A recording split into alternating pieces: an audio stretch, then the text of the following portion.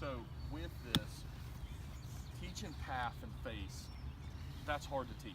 It's hard to teach anybody, right? I mean, because it's very different, okay? You're talking about path, club face, which way this is swung versus which way this is aiming.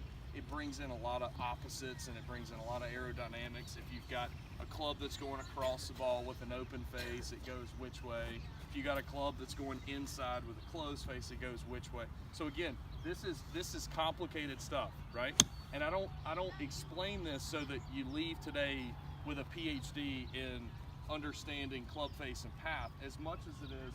I just want to introduce it to you so you understand that it's not all about face and it's not all about path, right?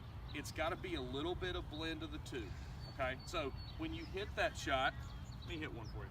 When you hit that shot, okay? Everybody stand back here. We're going to talk about just a little bit of what we're doing here. If I swing this club with a steep hula hoop, right? Talk about this hula hoop. A steep hula hoop. This would be more merry-go-round. This would be more Ferris wheel, okay? So if I'm swinging this club with a steep hula hoop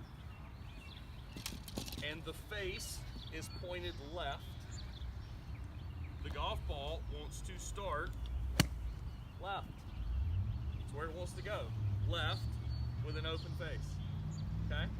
If I swing this club with more of a merry-go-round hula hoop, okay? A little flatter, with a closed face, it wants to start to the right, okay?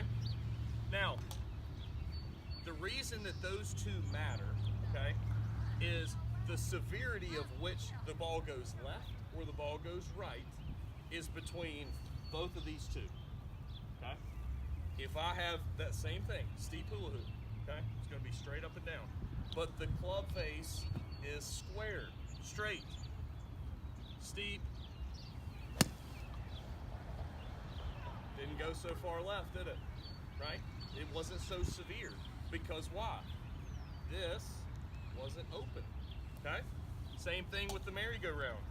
If I'm going to have a little merry-go-round hula hoop, but my club is not shut, it's square, I can swing a little more rounded. The ball went right, but not much, right? Does that make sense?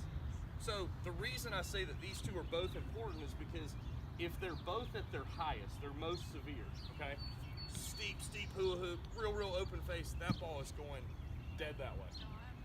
If it is really rounded with a really close club face, that ball is going hard that direction, okay? So I introduce this to show you that when you're on the golf course and you hit a shot, okay, that feels like it goes up and it starts a little left and it doesn't go super hard. When you start to put blame, okay, on something, you're not going to blame the steepness of the hula hoop too much, and you're not going to blame the club face being open too much. Does that make sense? Because it didn't go that hard to the left, just a little bit. And for you all, it's flip-flop, so that ball's backwards.